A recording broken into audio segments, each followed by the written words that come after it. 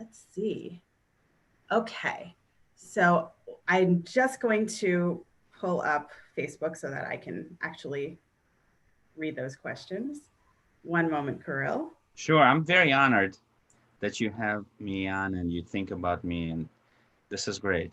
Well, and we'll tell everybody how we met, but this is so surreal to see you here, and yeah, and my family thinks about you fondly, and we think about you often. So here's a little bit about Kirill. 45-year-old Kirill Altman is a technical architect of information technology for New York Presbyterian, Columbia, and Cornell Hospital. He lives in Brooklyn with his wife and two sons. Kirill came to America with his family when he was a boy, and I first met him when he was 15 in 1990 or 1989. And I'd like to read you an article published in the Miami Herald on our first meeting. So one moment, here it is. This is just the first part of this article. It's by Adon Taft. Broward Soviet twins meet for holidays. Seth Kaplan and Kirill Altman are twins, although they grew up worlds apart, linked until this week only by a ritual of faith, a bar mitzvah.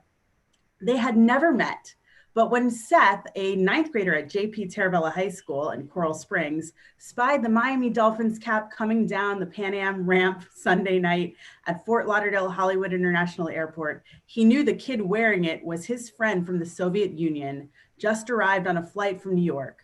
On Saturday, they will celebrate the Sabbath together on the final day of Hanukkah, the Jewish holiday of religious freedom. The observance has particular significance for the boys. Twinning is a recent practice by which Jewish boys in America pick a Jewish boy of comparable age in the Soviet Union as a spiritual partner to share in the bar mitzvah ceremony. Bar mitzvah is the coming of age of a Jewish boy of 13, recognizing that he is mature enough in his understanding of Judaism to assume responsibility in the community for perpetuating the religious heritage. Such rituals for the young have been illegal in the Soviet Union. Americans tried to contact the Soviet boy often through relatives in Israel to let him know about the twinning in order to encourage him to follow the faith. Seth, who became a bar mitzvah at Temple Beth Am in Margate in September 1988, wrote Kirill about the ceremony. There was an empty chair covered by a tallis representing the Soviet boy. What Seth didn't know at the time was that Kirill had left the Soviet Union 3 months earlier and was on his way to the United States.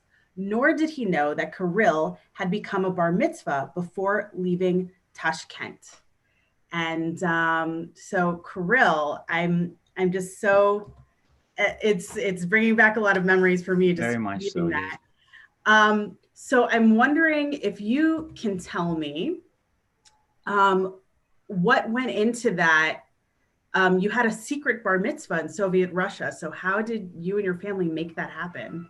So let me just start by saying I'm very honored to be on your show, and you're doing a great job. I often think about you and your family and Seth, and very grateful for what your family did and exposed me to. And this was nothing I earned in your eyes, that I will never, could never repay you back and your family. But let me begin by saying this. Well, this description you just read, there were a couple of keywords that I wanted to discuss. So yes, USSR. Um, I, I left with my family brought me to the States when the country was still called the Soviet Union, which it isn't now. The Tashkent is a capital of a republic, like the 50 states we have here. There were 15 republics, and the republic was called Uzbekistan. It's southern Russia. Right now, it's a separate country and predominantly Muslim. So it's more tolerant than the rest of the Russia that we heard about or Americans are familiar with, like Ukraine and Belarus, where anti-Semitism was much more vivid and was out and open. In Uzbekistan, we had synagogues, not many. There was only two synagogues, but it wasn't. We wouldn't go to prison if we would attend uh, some religious ceremony. Like once a year, there was a um, gathering for Yom Kippur, or this is where my parents would take me, and we would see this gathering, and there were rabbis there. So it wasn't gulag forbidden practice. So then, yes, my father would go into that synagogue when I turned 13 and secretly arranged the ceremony for me, where I would come in and they would open the Torah, and they would call me up to the Torah. And prior to that, for about 6 months, we would have a rabbi from the synagogue come to my house and teach me how to read, and I would be able to say the bracha. So that was the ceremony I had. It wasn't public. It wasn't glamorous like it is accustomed here, but it was something. So once I was introduced to this twinning program, I already was aware of what this is all about. I knew what bar mitzvah was. And again, yes, our relatives were in Israel, and this is how we got onto this radar of American Jews, where people were aware of what is happening in Russia. Just for our family. My parents tried to immigrate the Soviet Union in 1973, but were rejected because my father worked at this aviation plant, which was determined to be classified by the Soviet, propaganda, and thus we weren't allowed to leave Russia. And they would apply to go abroad for every year, and they would get rejection. But some of my father's family, like my grandparents, my uncle with his family, were allowed to leave, and they lived in Israel since 1973. And this is when they started to try to get help to get us out. So they would reach out to all the possible organizations that have any influence, like in the United States, to let my people go. And this is how Seth was aware of me, through this program, through my uncle being active in these circles and trying to get American Jews to pay attention to what is happening. So our trip at that time, it wasn't we buy a ticket and we just fly into New York. It took 3 months, approximately 3 months, for the whole journey through Austria and Italy, and eventually we would come here, and we would live there in hotels and apartments, just so everything would get arranged. And not just us, along with a bunch of other Jews that left the Soviet Russia from different places, like Tashkent, like Ukraine, like Belarus. So nowadays, they just buy a ticket and fly over. But in 1988, this journey would take a lot longer and a lot more effort. Let me just circle back a little to what my family went through prior to being let out.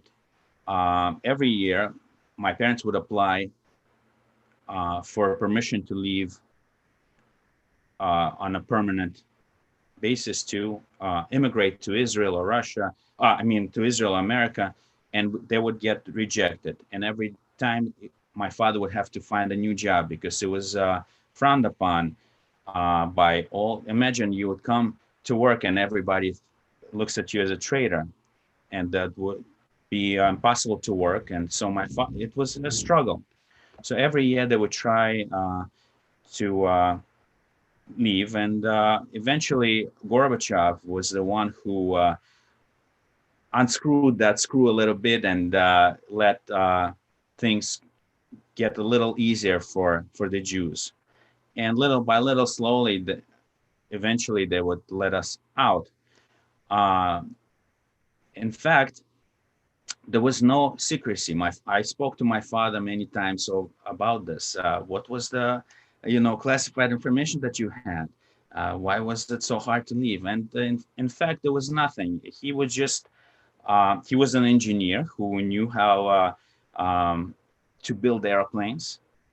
And these weren't strategic military equipment. This was regular passenger airplanes that he was involved in building, and there was no secrecy. In fact, in Italy, he was approached by the CIA, tried to get some information, and maybe would be useful, but he couldn't give him any information.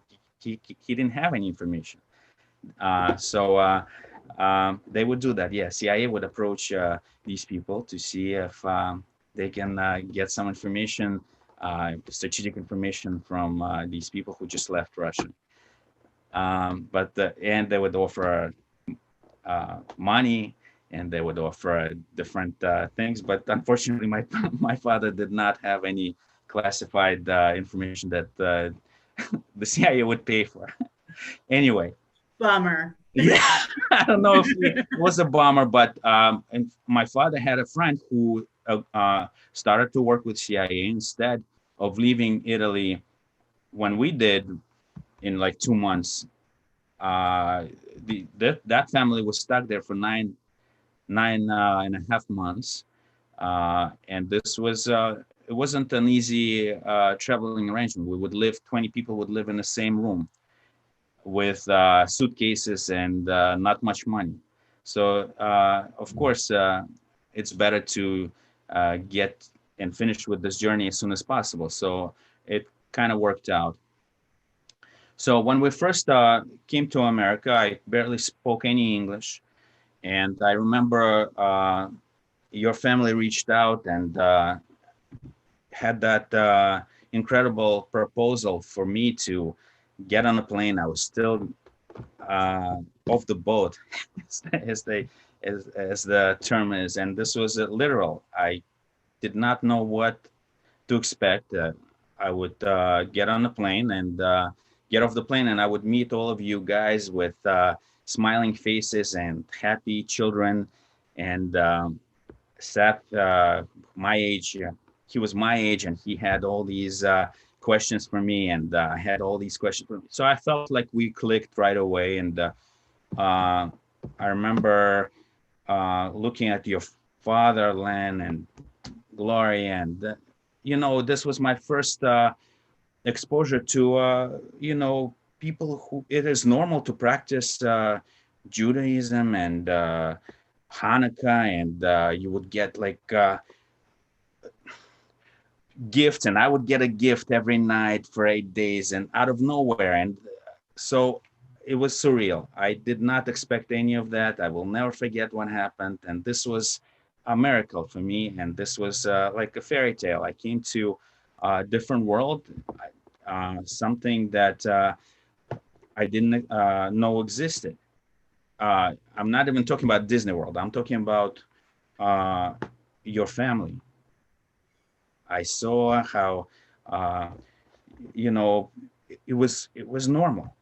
I'd never thought of or seen this before. So it was normal to practice religious ceremonies, and this was your children were happy, and we would light candles, and I would have all the gifts. Seth, I see Seth now. Hey, we have a special guest today. And Kirill, I wanted to surprise you.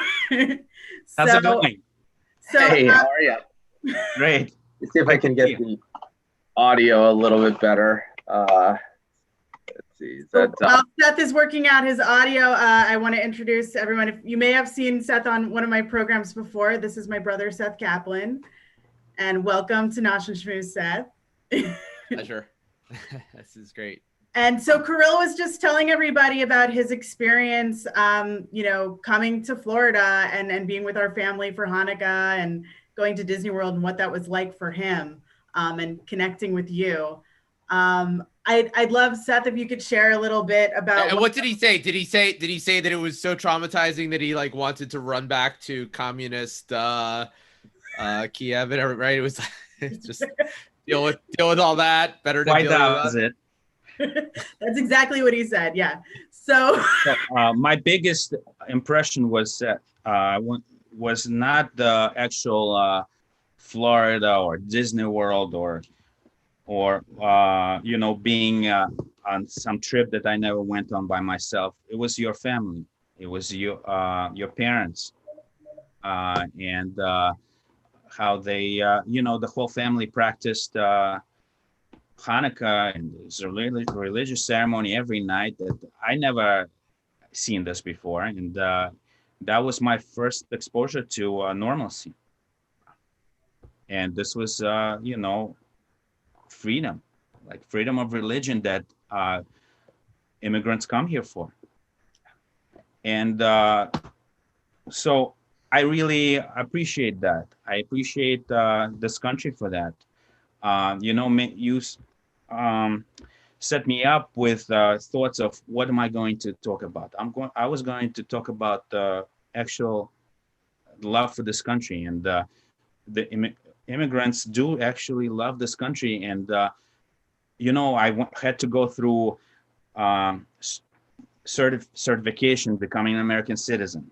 So my family actually had to study every American history event that happened, and ask me any question. I still remember who wrote Star Spangled Banner, and I, on the contrary, as you can ask any regular American person, and they wouldn't know. So the point I'm trying to make is immigrants actually become Americans, and they vote, and they appreciate this experience. Circling back to Seth, I wanted to really point out that this was the biggest introduction to Judaism came through your family, Seth. And this was a big impact on me still. I think that's an important lesson for everybody about the ability that we all have to make a difference for other people. Things that seem small to us, maybe. I mean, at the time I thought it was nice, but it's we only get to be on this planet once, and I think we need to use that time wisely, and especially when we can, in efficient ways, so to speak, just have outsized impact on other people. We all have that ability. Somebody can be that for me, and I can be that for somebody else. We really need to look for those opportunities. Agree. The analogy I had in my head is someone who is a Jew by choice, who chooses to become Jewish, who was not raised that way. And I thought it was the same thing when you say the same thing with an and how right and all the study and preparation that has to go into that. Whereas if you're just born into it, just as many Americans are born into this country, they don't necessarily, they might take for granted what that means to be living, in this way with all these freedoms that we have.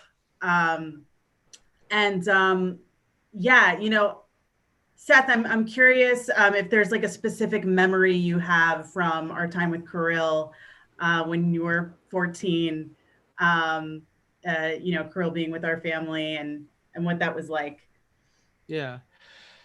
Well, I mean, I remember the excitement, first. I mean, I think that's just, of course, if you're going to remember a moment, it would be at the airport. realizing that other people cared about this too because there were media and so forth. So I think if I had to say one moment, it would be that, just because you know, they're you know, the rest of it kind of all, only because it's so long ago, you know, blends in. It was all special. I just think if you say to me, what do I remember first, it would have to be that. And just sort of this, you know, seeing that he's real, right? This person, you know, you're sending off these letters to the Soviet Union at the time, and learning all about what might be happening over there. But then I think that for me was very meaningful, and probably one of the earlier experiences I've had in life. I've had others since then where, you know, something esoteric maybe becomes very real, right? I mean, we knew he existed, but it's different when you see, oh, okay, this is the person who that was all about. So I'd say if anything, that would have to be the moment for me.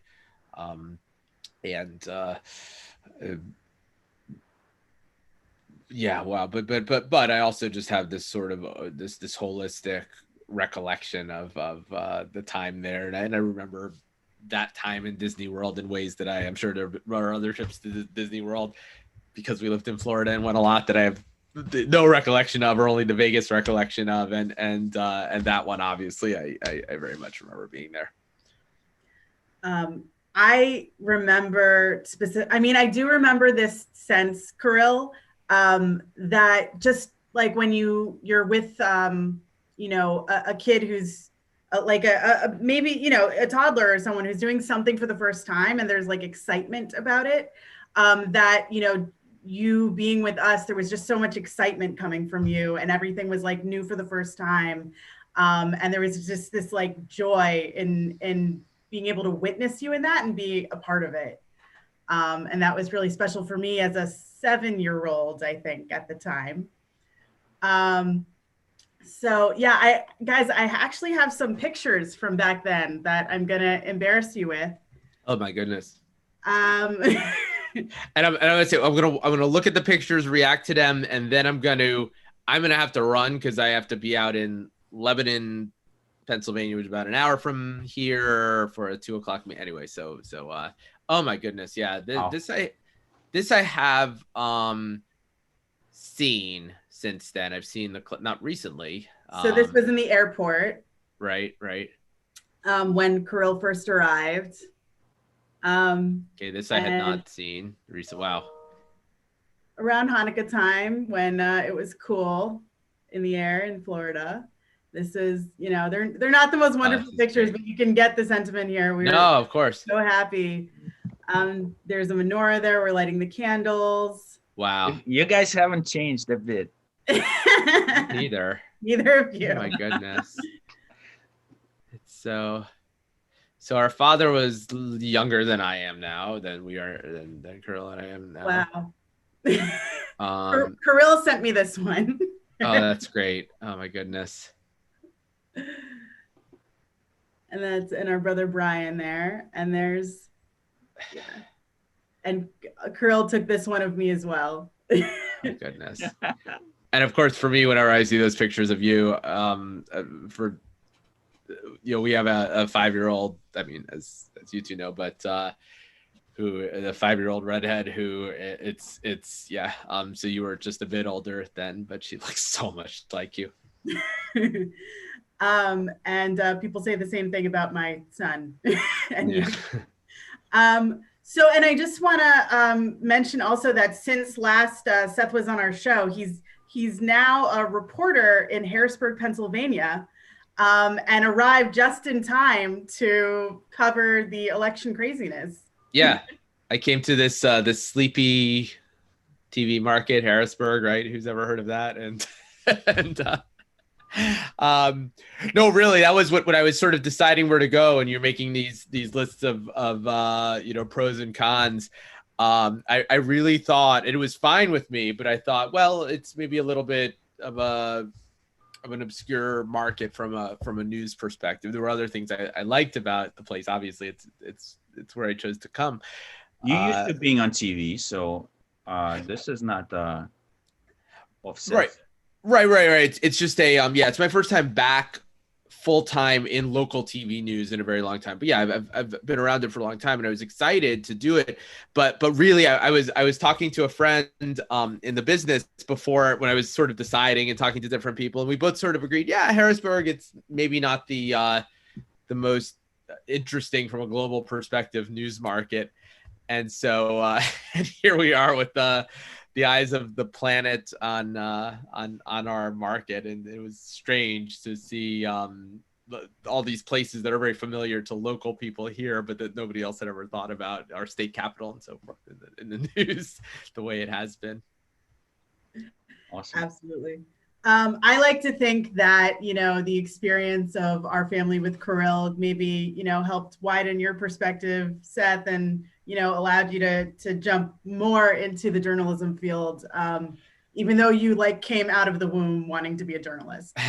Oh, no, most definitely. That was before I had never traveled abroad or anything like that at that point. So Kirill actually was more worldly from that perspective than than I was, because he had come from a very different part of the world and had those experiences. For me, it was just something up until then that you saw on TV or you read about in the newspaper or in a book. So Kirill was I mean, the most important part was just sort of the personal connection, of course, but beyond that, it was just an extraordinarily interesting cultural experience for me, because who had I ever met at that point from the Soviet Union? There was, the Iron Curtain and all that. And it was very unusual, especially in South Florida. Maybe if you were in New York, you would have already had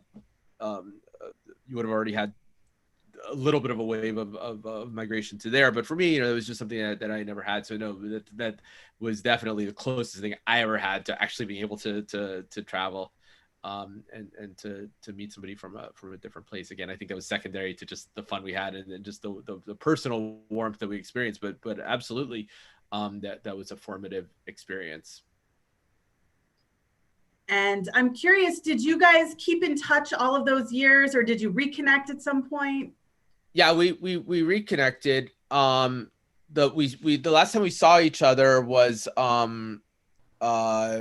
in Florida. Kirill came down and we had dinner. It was great with our wives in Hollywood. I guess it would be there, Hollywood or Hallandale. It would be Hollywood, and so that was great. But so I'm trying to remember, right? Was it first on Facebook before? Because I remember texting to do. Was it first that we found each other on Facebook, or first we found? Do you remember? I don't, but I know that after the Florida trip, we would write each other for a couple of years. But right. And then there was some time passed until it became, like a lot of things, just easier again to get. We became adults, and that's when we figured out that was important. Yes, exactly. No, I think that's exactly what happens, right? Is at first, it was exciting as kids, and then you go through those years of university and all the rest of it, when life gets crazy. And then I think as you I think that's exactly it. You realize as you're forming your own family, how important this is. So there was some time in the middle where some number of years where we hadn't spoken. No, this is great. And now actually we're a bit closer to you. We are here in Harrisburg, so we'll have to when people are allowed to be around people again and all of that, we'll have to reconnect again in person, because we're just not that far now from you. But you have to go, Seth. I should go because Hi Dina. Oh my goodness. Oh, we're on Rachel's show right now with Kirill. Oh, hi. And, awesome. Yeah, so you're not interrupting. I actually have to run because I have to get out to Lebanon, and but I'm glad you walked in. This is Dina. This is And isn't it saw Rachel get all excited. I'm like, it's not sweatshirt because of me. What's that?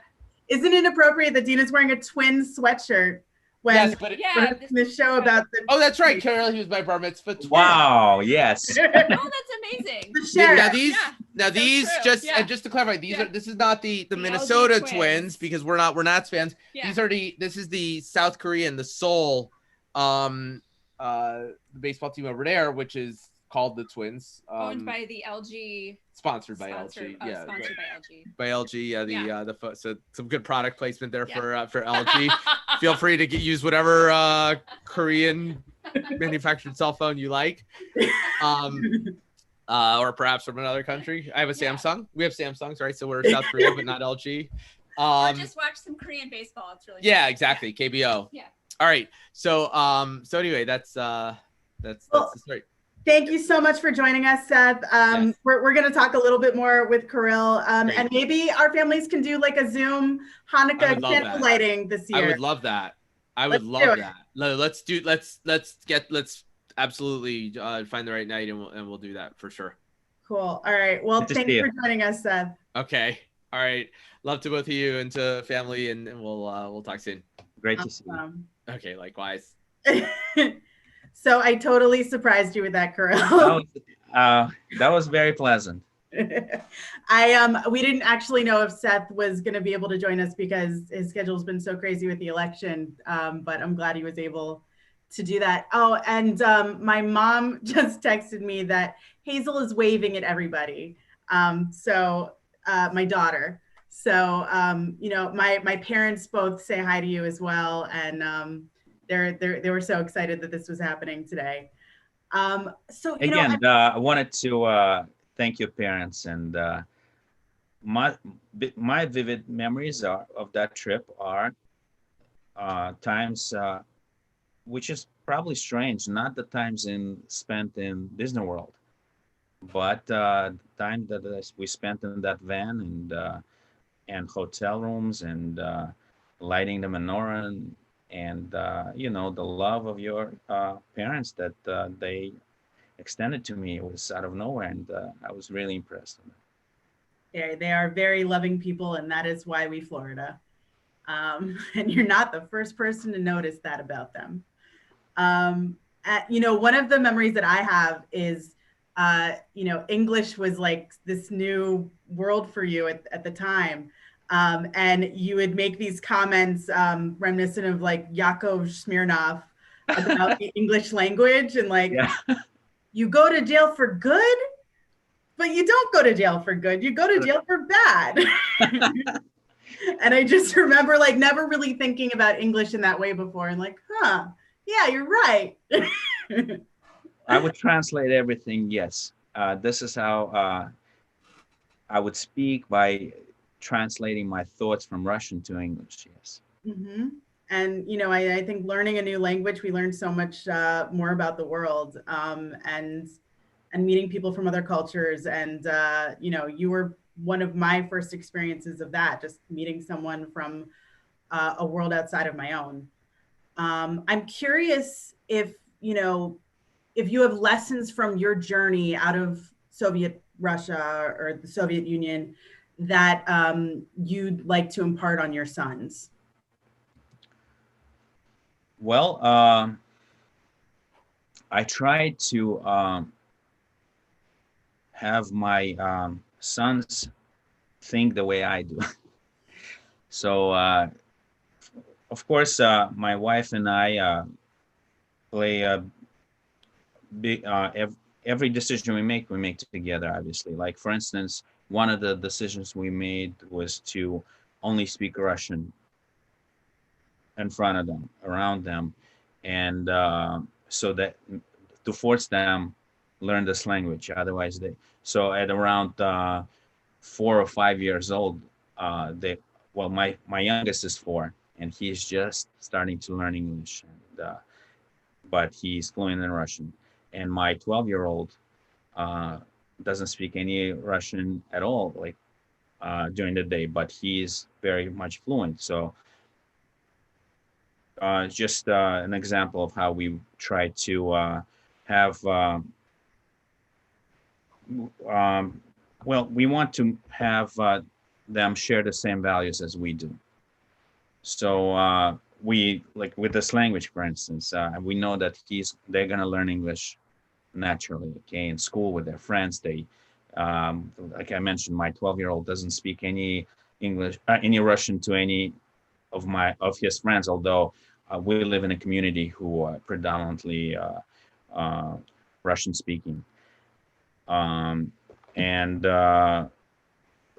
so as far as religion, I try to expose them to every holiday that we celebrate, and we tell the stories and my experiences of how I went through this journey to actually make that choice to practice this religion, and having to be, missed out on those experiences when I was a child. Although my parents also tried to, with the influence from the family that we had in Israel, who are very religious until now, they would feed that energy. And we would, and this is how my family got into it. So really, I hope I'm answering your question, and this is what you meant by getting my family and my children following my path. Yeah, and I'm curious also how your experience as an immigrant and a refugee has informed who you are today. Well, sure. Again, every chance, like for instance, I know that voting in New York State, my vote really is not going to change anything because it's 70-30 here, right? So no matter what party I belong to, this is going to be decided by majority. And I already know before going to vote what the outcome is going to be. Not just presidential election, but every election. But I still do it.